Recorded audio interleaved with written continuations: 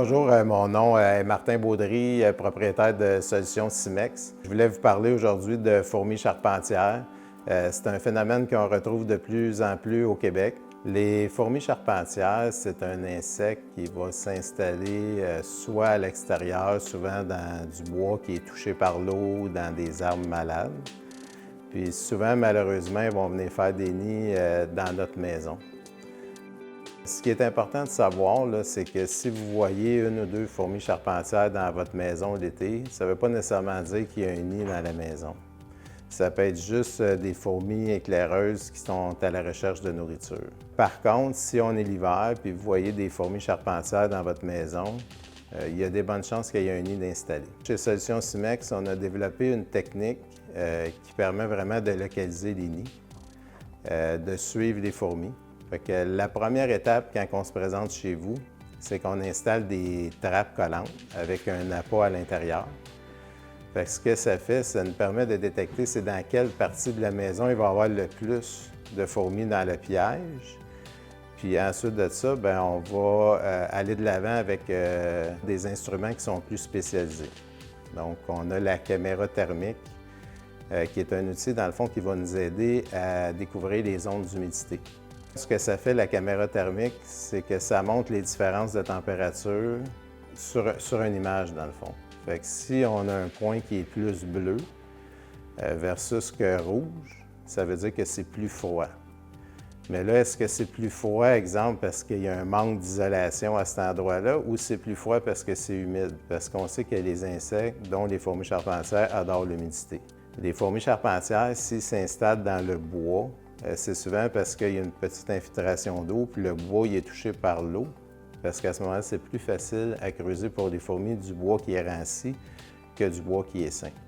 Donc, on passe avec la caméra thermique. Si on voit des endroits qui sont plus froids, ensuite de ça, on va travailler avec un hygromètre, qui est un appareil qui va, dans le fond, mesurer le taux d'humidité. Fait que ça nous permet de savoir s'il y a une problématique à ce niveau-là.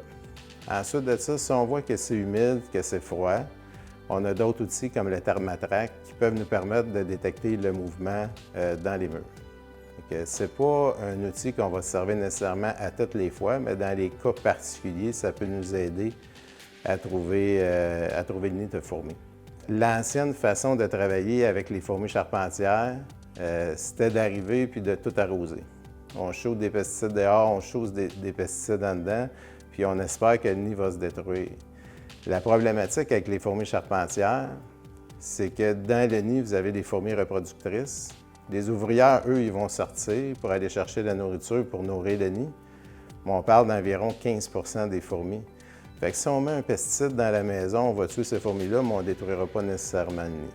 Fait que notre objectif chez Solutions Cimex, c'est de découvrir, si on ne découvre pas le nid, il faut découvrir le chemin.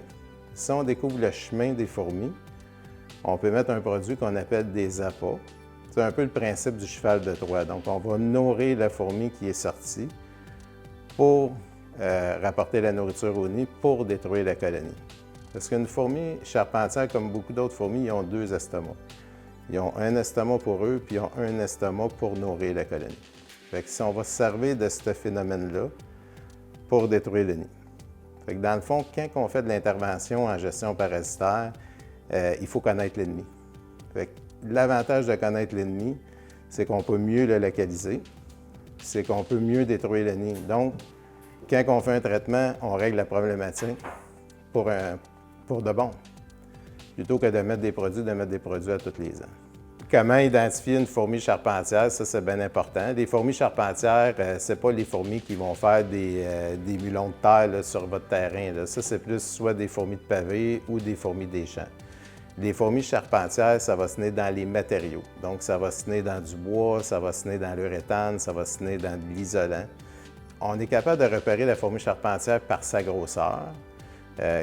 La différence est difficile à faire entre une petite fourmi charpentière, exemple, et une grosse fourmi des champs. À ce moment-là, ça prend un microscope. Ça, c'est notre travail de bien les identifier. Mais si vous êtes à l'extérieur puis vous voyez des fourmis dans un tronc d'arbre qui jettent des petits morceaux de bois en bas de l'arbre, c'est certain que c'est des fourmis charpentières. Des fourmis charpentières, on les identifie facilement quand on sait dans quel coin ils sont. Parce que c'est pas rare qu'on se présente dans des maisons, puis dans le sol, on va remarquer qu'il y a des résidus ou des amas de fonte, des petits morceaux qui ont été défaits. Fait qu'on sait que c'est des fourmis charpentières.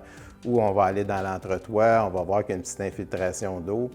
Puis là, on va se rendre compte qu'il y a comme du brin de scie dans ce coin-là. Fait que ça, c'est sûr que c'est des fourmis charpentières. Donc oui, en observant l'insecte, parce que les fourmis charpentières, c'est les plus grosses des fourmis qu'on a au Québec. Fait que si vous voyez une fourmi charpentière là, qui a environ un demi-pouce, 3/4 de pouce, puis qui est noire, là, vous pouvez être pas mal sûr que c'est des fourmis charpentières. Dans le fond, quand on fait un traitement de fourmis charpentières, il y a beaucoup de travail d'observation, que ce soit à l'intérieur ou à l'extérieur. Parce que c'est beau, tantôt je vous expliquais, on travaille des trappes collants à l'intérieur pour vraiment détecter c'est dans quelle zone de la maison ils sont. Mais si on fait juste détruire le nid à l'intérieur, puis on ne trouve pas le nid à l'extérieur, bien éventuellement, ça peut revenir. Fait que notre travail, c'est de détruire les nids à l'intérieur et de détruire les nids à l'extérieur. Si on a un nid principal, dans le fond, à l'extérieur, il peut être jusqu'à 100 mètres. Fait que ça, c'est des choses que les clients vont apprécier de notre façon de travailler, parce que notre objectif, c'est pas de retourner à tous les ans. Notre objectif, c'est de régler le problème. Puis aujourd'hui, ce qu'il faut comprendre aussi, c'est que l'utilisation des pesticides est de plus en plus réglementée.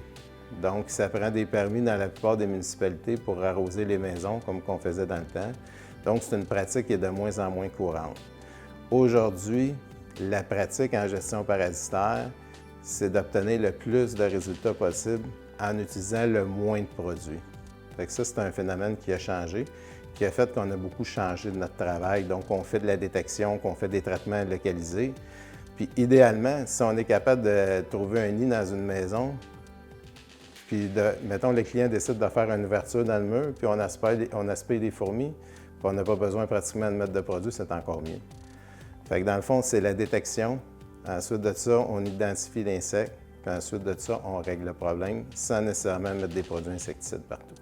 Quand on fait un traitement de fourmis charpentières chez vous, c'est un traitement qui se déroule en plusieurs étapes. Donc, il y a une possibilité qu'on fasse 4, 5, 6 visites, ou ça peut être juste une aussi, ça dépend comment ça se passe.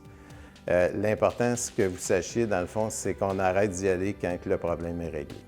Donc, si vous avez besoin de plus amples informations, n'hésitez pas à nous appeler ou aller sur notre site Internet au solutionsimex.com.